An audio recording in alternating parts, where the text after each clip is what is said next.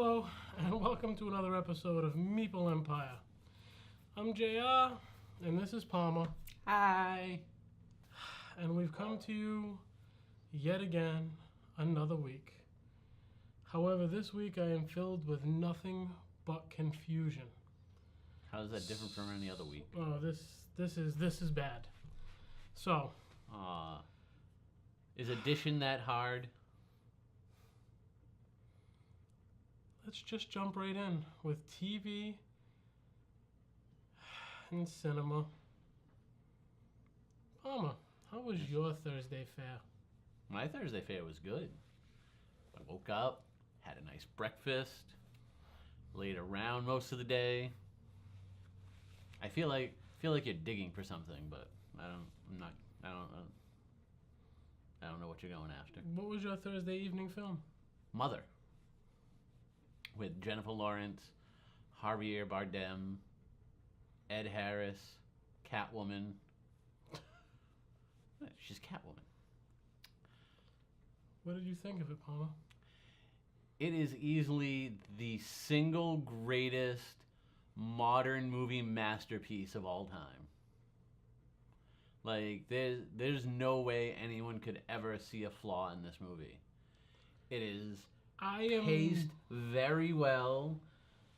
The writing, like, this had to have been handed, the script had to have been handed by a higher power to Darren Aronofsky because it was just so perfect.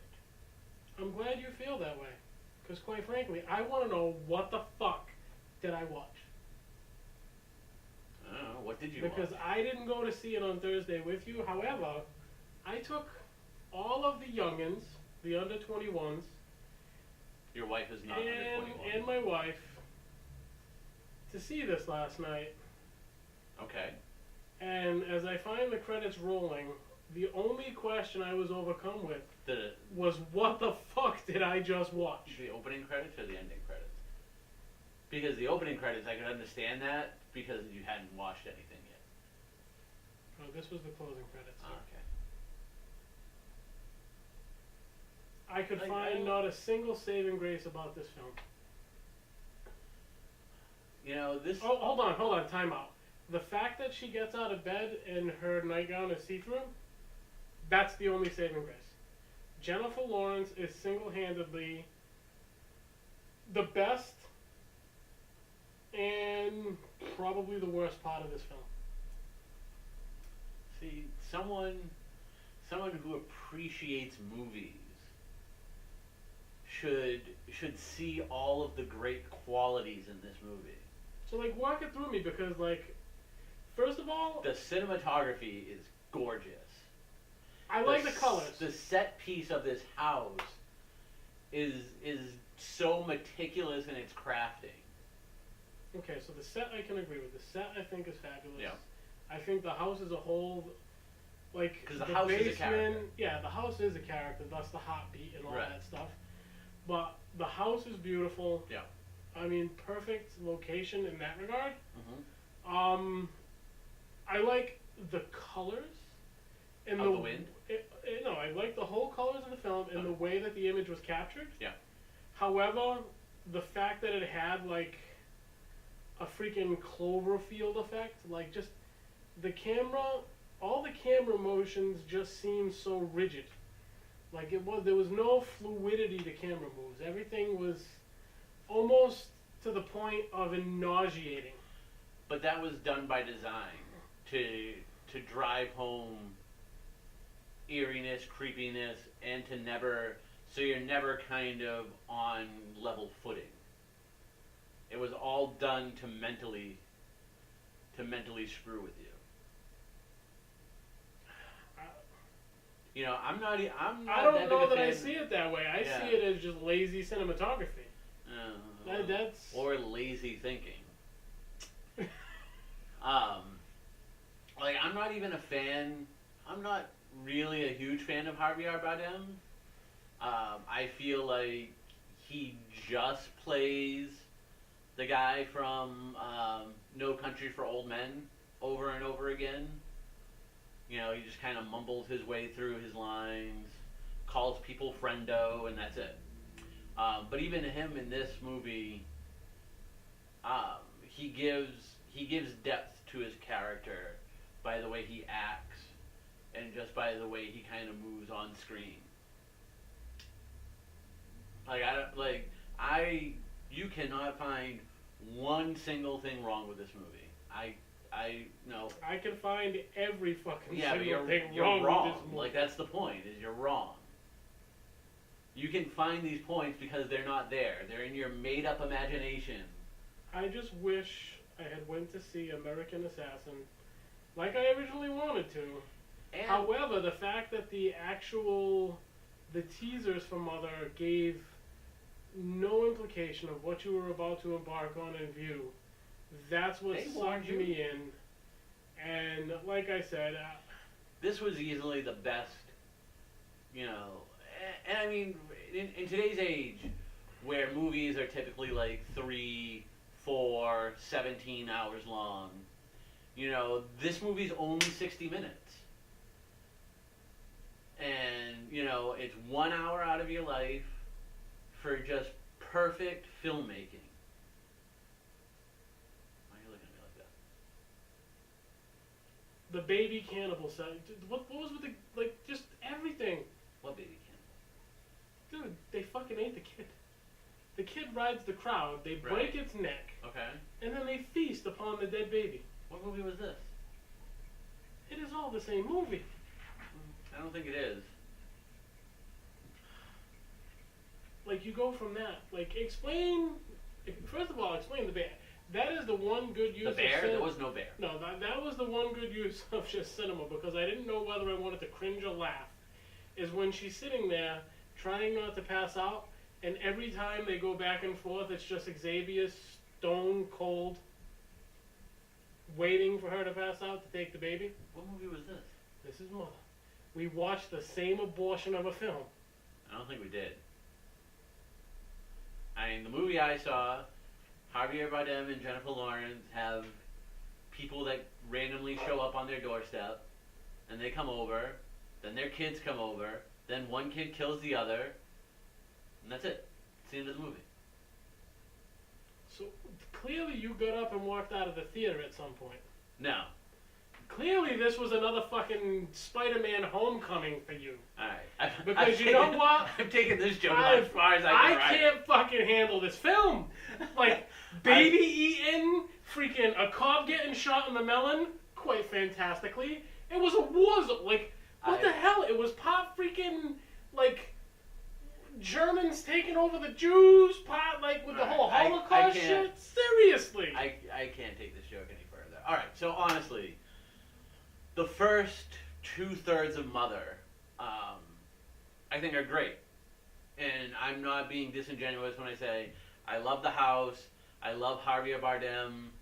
I don't like Jennifer Lawrence, and I don't know if it's just because I'm not a fan of Jennifer Lawrence, or if I just don't like the way her character kind of reacts to stuff. But this movie for the first hour, or for the first 2/3 of it, balances so delicately and brilliantly, I think, between being boring and just being very unnerving and unsettling. The way everything's shot, the way everything's acted, the way everything's kind of written and done is all designed to make you feel very unsettled. And at times it comes close to being boring, but it never quite gets there. That being said, once you get away from the Ed Harris storyline, which is the majority of the first 2/3 of this movie, you get to this other third of a movie that comes so completely out of left field that unfortunately it does ruin the entire movie. I really liked this movie up until about that turning point, and then it went from, alright, this just wasn't my thing, to I don't know I know what he was trying to do, and I know what the overall theme of the movie is supposed to be. And while I think it's an interesting concept, I think he just does it so horribly in that last third that it completely ruins the movie. You know what? Honestly, for me, if you had taken up to the point where he leaves with Ed Harris and Michelle Pfeiffer to go to the hospital, if you had removed, like, right after the other son shows up and says, you don't really know what's going on, do you? Right. And good luck, sir. If you had cut from there and then had basically picked up to just that creepy Xavier Bardem, Michelle Pfeiffer, Xavier Bardem,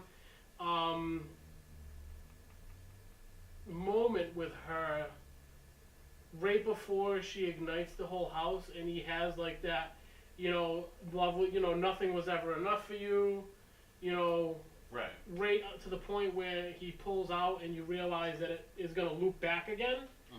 Like, if you would have cut all of that out and trash it and just merge those two with a little bit of polish, I think this maybe could be a salvageable thing.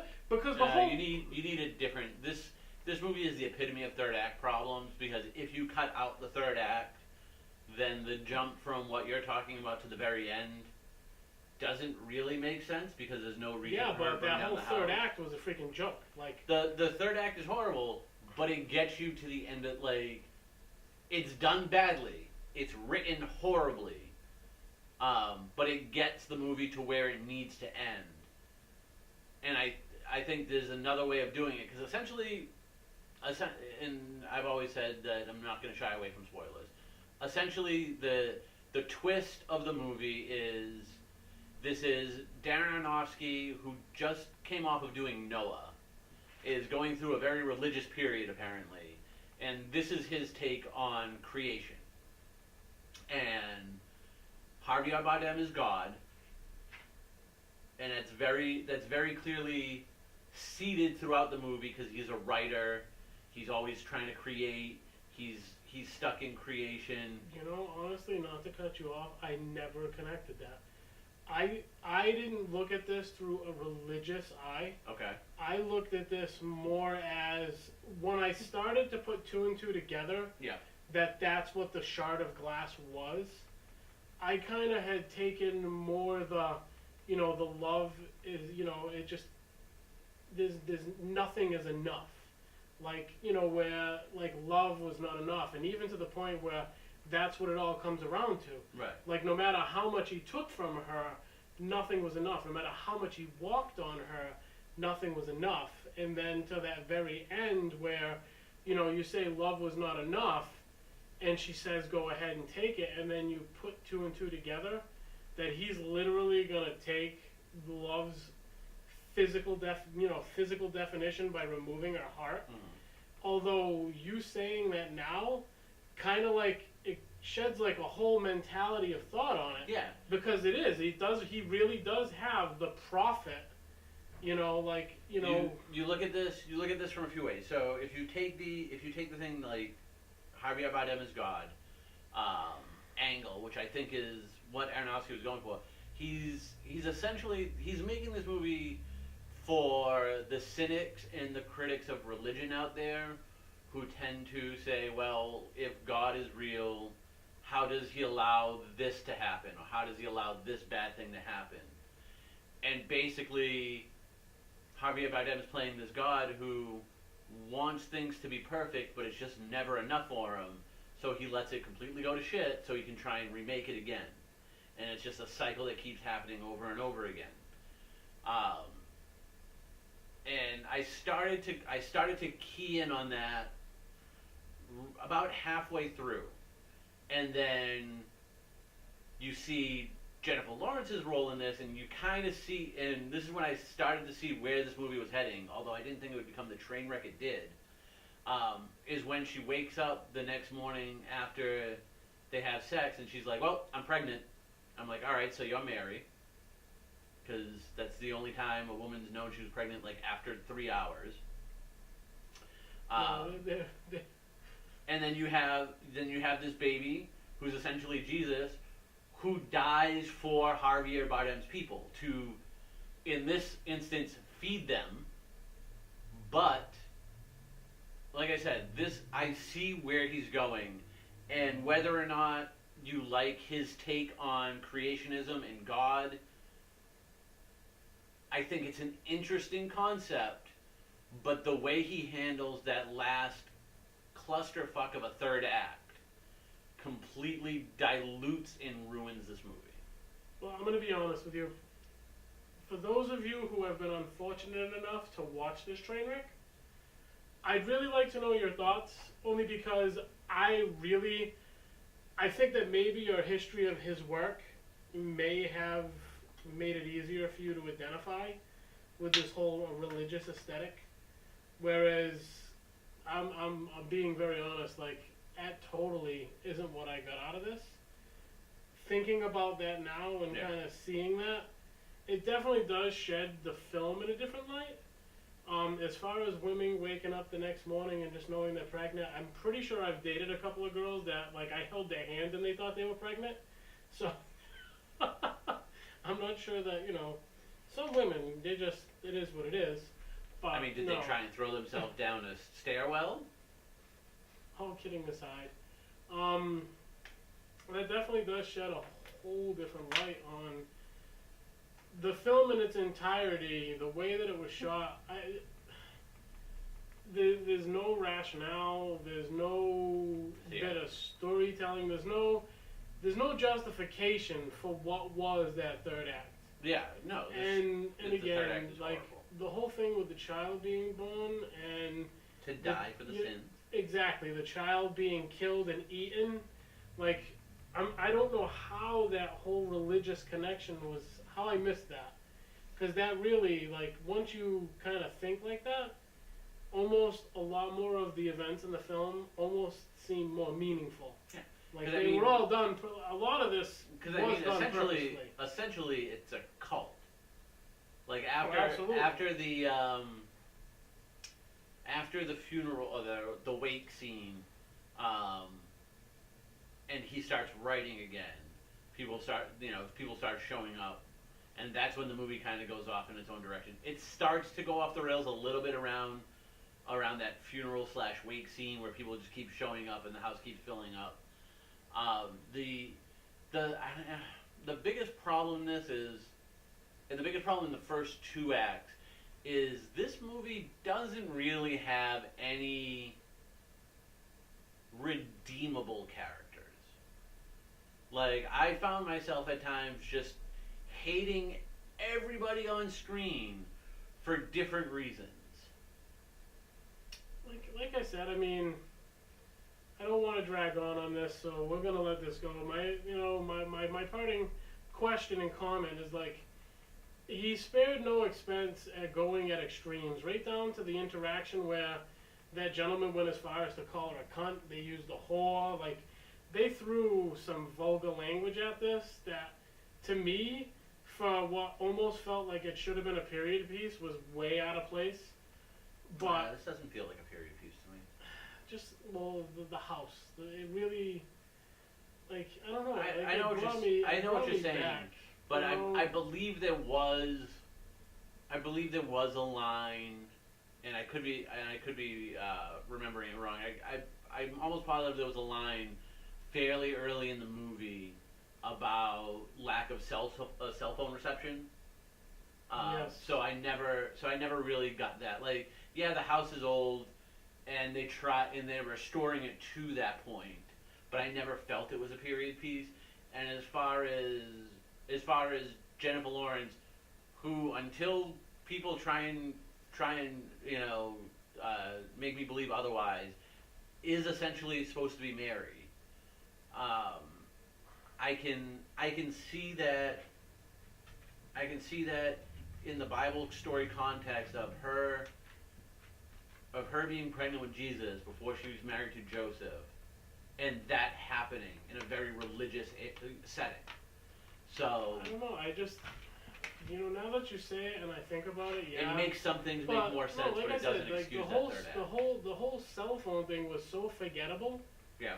Like, well, he's really good at just planting seeds, and that's it. Like, just so in the back of your mind, there's stuff there that you can be like, all right, I see kind of this is where this is going. And I have to go back and rewatch it, but I feel like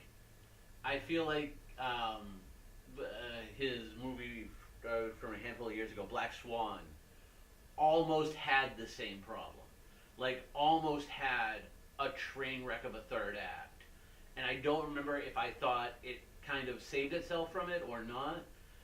But I do know, like, a lot of people dislike Noah because of the third act, because there's rock monsters, which is actually in the Bible. So, potting question of this is, every time she seemed to get nauseous, she'd run to that bathroom and she'd put that, like, gold flake, almost like powder, into her drink. Yeah. And she'd drink it. And walking out, again, one of the reasons, like, is like, every time I saw that, all I could think of is, like, an Edgar Allan Poe, like, going to his opiates or what have you. Like, that's all I could think, is, like, an old time, this is my old time medicine, throw a little bit in that, and then you got that kind of gold. What did you take out of that? What did you perceive that to be? Because they never clearly show you or label what it is that she's using to drink. But they do show you and make a huge emphasis when she wakes up that next morning and I'm pregnant, for her to go and dump this stuff down the toilet bowl and flush it. Because it's medicine. You're not supposed to take medicine when you're pregnant. And she knows that if it's there within reach, she's going to reach for it. So it's the responsible thing to do. I didn't really give it a thought as to what it was. I started thinking, I thought initially that it was going to have some significance, like the events were going on, like maybe she's a mental patient, and that's the drugs they're giving her to keep her sedated in an asylum, something to that effect. But I didn't really delve too deep into it. I figured it was going to become a little bit more apparent, and when it doesn't, I just like, all right, it's just her. Not necessarily drug of choice, but medicine of choice. Okay. But that being said, I'm sure if you asked Darren, it probably does have some significance that I'm missing. But I try not to dive so incredibly deep into movies like that, because then I feel like at times it'll take away the enjoyment. So can we agree that this one's a goddamn train wreck? Yeah. I mean, I wouldn't recommend it just because of the third act. Before that, I'm not lying. It was not the best movie I've seen before that this year, but it was easily very good in my mind, because I really like the very atmospheric, tension building when it's done right, and I felt like it was being done right. For me, I can't recommend this on any merit of anything. Although I will give you a little bit of room for agreement that up until we started the third act, I still found the camera motion if the entire point was to keep you unnerved, it didn't achieve that with me. It just gave me a nauseating, just, why am I watching this? Like, and I really thought that she was doing a pretty bang up job. Yeah, I mean, like I said, it just, when she takes a beating, her voice, when the kid gets, like, just all of those interactions building up into that. Yeah. Just terrible. Even early in the movie, her voice cracks too much for me to give her a pass on it. I just can't do it. And I realize that's the way she was acting the part, but I just feel like it was a bad choice. This is probably what happens when you start dating your director. That happened? Yeah, they're together. I don't know if they're still together, but they started dating when they were doing this film. Which, for shame.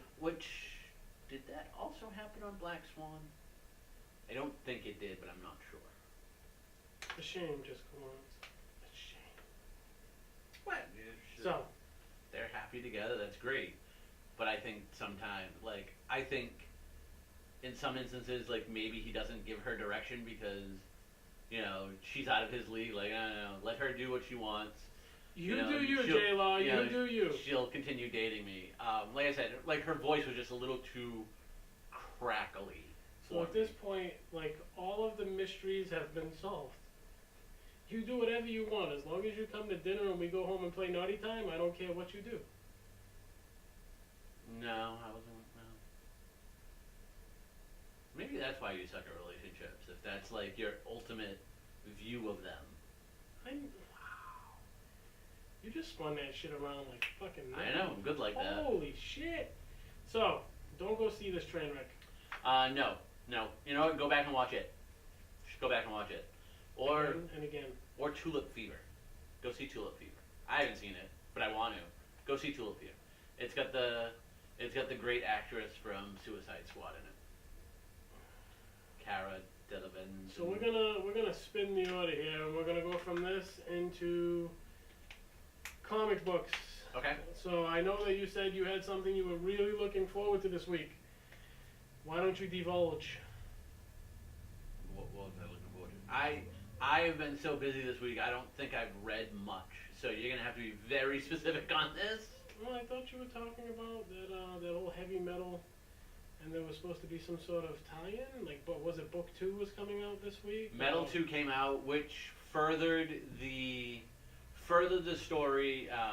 I've been saying because there were two run-up books, and then there was Metal 1 that was kind of laying the groundwork for this dark multiverse in the DC universe, and Batman was trying to figure out what was going on. And the second issue finally at least started to explain the stuff, which is good because it was getting to the point where you're gonna have to start explaining it or you're gonna lose me. But I'm really interested to see where we go from here now that we have the dark multiverse Batman kind of running around. And yes, they are all Batman. They're not just Green Lantern, Aquaman. No, they're all Batman. They're all individual manifestations of his fears. So we'll see how each one plays out over the course of the next month or so. Other than that, we found out Mr. Oz is Jor-El over in Action Comics. Swing and a miss, DC. I don't absolutely hate the idea, but I feel like it doesn't necessarily make sense. But I do love Dan Jurgens as a writer, so I'm willing to let him give me the explanation as to why this character is doing this stuff. So there was no Yellow Brick Road. There was no Yellow Brick Road. So maybe once the explanation is there, I'll feel a little bit better on it. But right now, I'm kind of disappointed in that reveal. I feel like Mr. Oz being Ozymandias was a little too on the nose, given the fact that we have Dr. Manhattan in Doomsday Clock come November.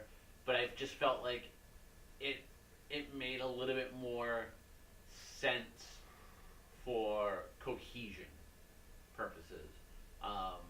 But now this is now a little bit more of a personal story for Superman, and I always really liked when the Superman stories are a little bit more personal, because the reason why I love Superman as a character is I'm the first one to say he's probably the toughest person to write, because you could come up with a story that is just alien attacks, Superman beats him up, a lot of action, the end.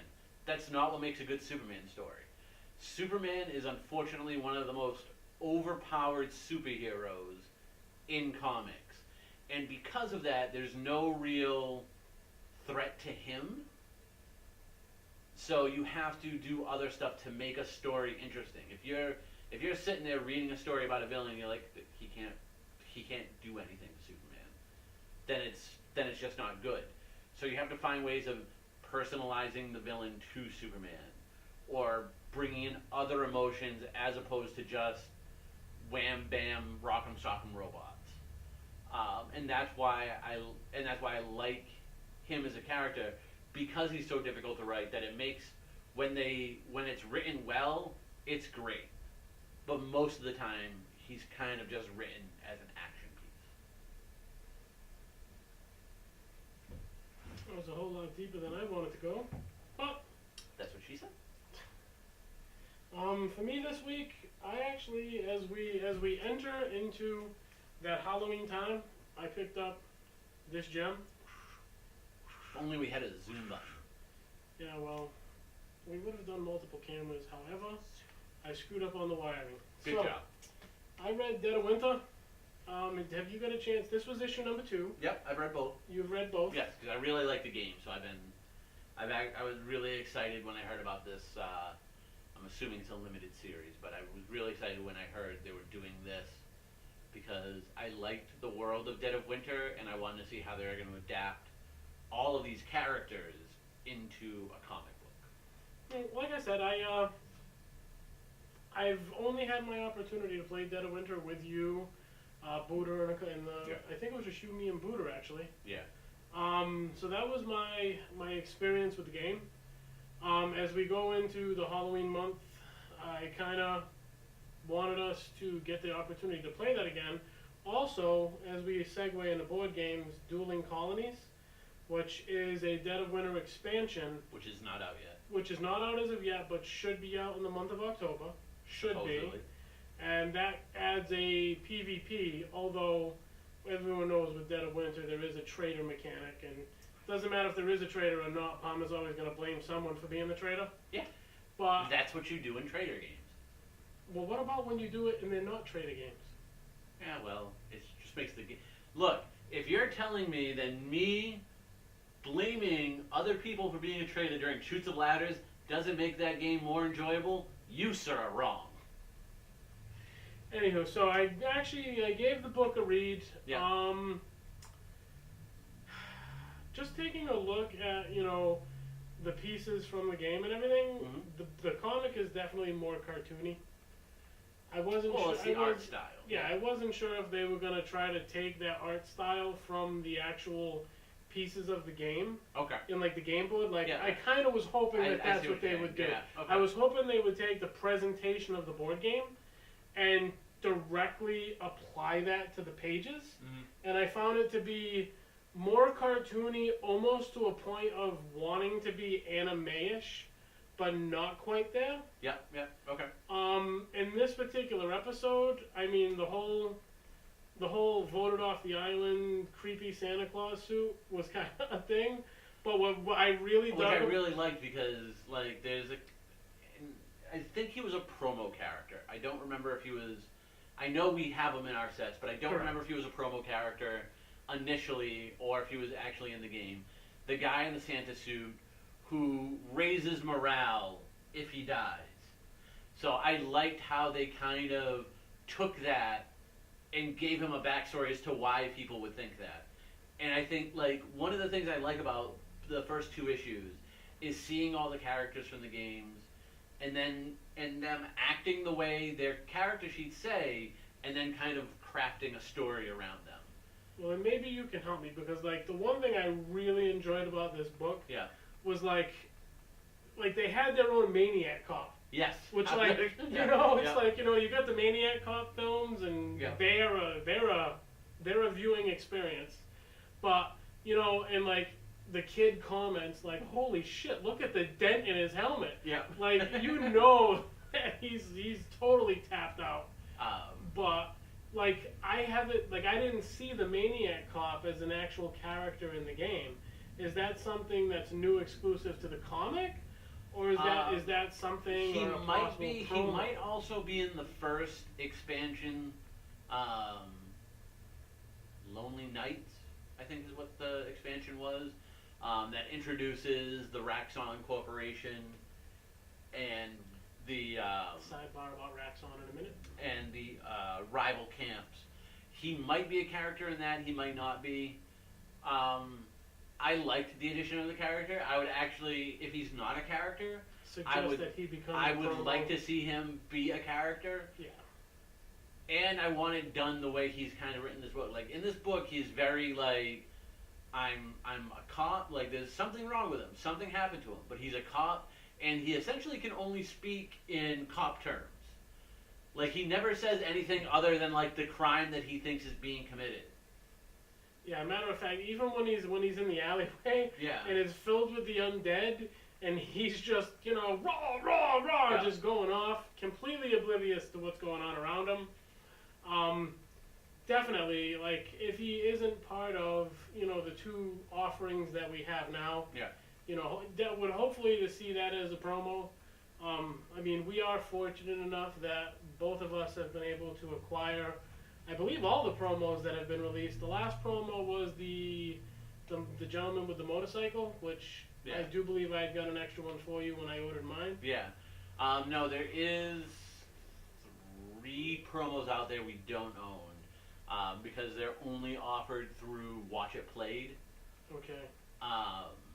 It's the guy who does Watch It Played and his 2 kids, I believe, are all characters. And until he runs out, he's been offering them on his Indiegogo page during his fundraiser every year. And I just never get around to actually ordering them. But yeah, so there's 3 promos out there that I know of that we don't have. I don't know if they did anything with Gen Con this year, but I haven't checked. I honestly haven't heard. Apparently the kids are home. As far as I kicked myself in the ass only because when I met Felicia Day at Boston Comic Con, it hadn't occurred to me. You didn't have her sign? Yeah. Oh, man. It hadn't occurred to me to bring the promo card. Yeah, that would have been my first man, thought. it didn't occur to me to have her bring the promo card. I do like how Felicia Day in the game is just a crazy person. I feel like if the apocalypse actually happens, she's gonna start thinking she's everybody else. As far as the art goes, it's kind of the in-house style for Oni. Oni also did the Scott Pilgrim books, so they have that very anime-ish vibe. Them and Boom Studios kind of have their own signature looks, and their books don't really deviate from those looks. So I see the point of it. I wish it was a little bit more realistic, but unfortunately, that's their in-house style. No, so I enjoyed the book. Dueling Colonies hopefully will be out in October. They haven't exactly. But one thing they did announce was RaXXon's getting its own game. Yep. Which that should be out in October, and Maybe? it is including a couple of promos for the Dead of Winter game. A couple of the characters are able to be played in Dead of Winter. RaXXon, I briefly looked at the tutorial video for it. It's a very much more distilled game than Dead of Winter is. It definitely has a smaller footprint as far as table space goes. It's going to be interesting how some of the mechanics play out. Essentially, this is before the zombie outbreak, or about the very beginning of the zombie outbreak, where you're still trying to save humans from being zombies. Because essentially, the RaXXon Corporation created a virus or whatever that got out that's creating these zombies. So you're trying to cure people before they become zombies. That's the point of this game. So we'll see how it works. It looked interesting. I just don't know if it has enough meat to be good.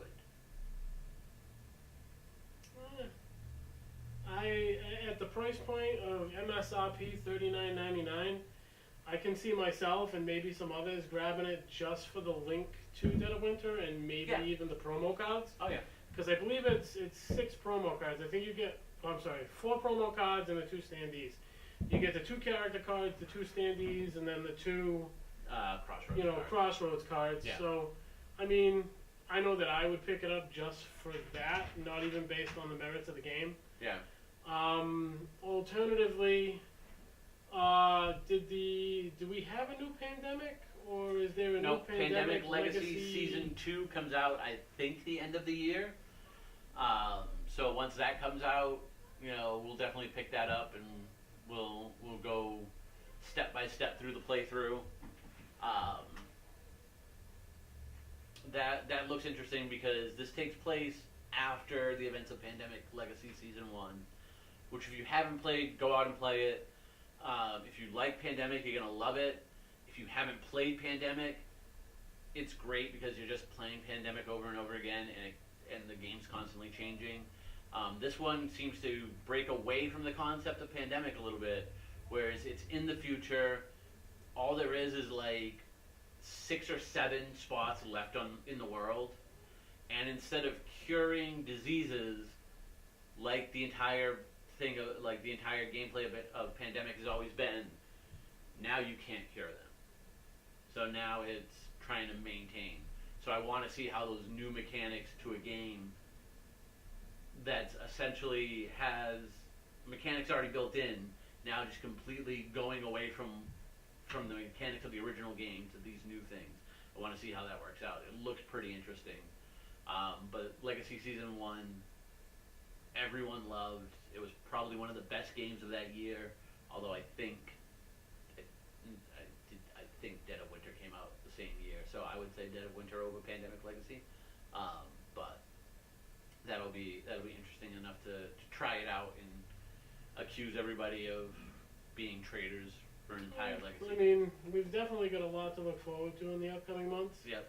I know this is something that I haven't talked about with you before, and quite frankly, I was hoping to have Brian from Rolling Outlaw kind of sit down and give us a little, so hopefully we can actually still accomplish that. But this is Dracula's America, and this is a tabletop miniature style game by Osprey Games. How is it a miniature style game? I've only seen this book. Because I saw it online, and I was like, this looks interesting, and all I saw was the book. I'm like, this is not a tabletop game, this is an RPG game. Like I said, we're gonna have Brian from Rolling Outlaw kind of come in, and I'm gonna let him talk to you and explain that one to you. I think that's a good little spot for the two of you, especially where we've been spending a lot of kind of time moonlighting over there and getting some gameplay in. But in the meantime, speaking of which, when is our playthrough going to be done? You've been editing for like 3 months at this point. Yeah, it's already done. It's a matter so why isn't it up? Every freaking episode. Yeah. Let's go. I already have like 14 other playthroughs that we need to get done, and we can't do a new one until you actually put up the one we filmed like 3 years ago at this point. Stay tuned this week as we'll have a few other additional pieces of content coming out, this included. It's about time. So thank you guys for watching Meeple Empire. I'm JR, this is Palmer. If you like what you've seen, please comment, rate, and or subscribe. We are signing out, and check you next week.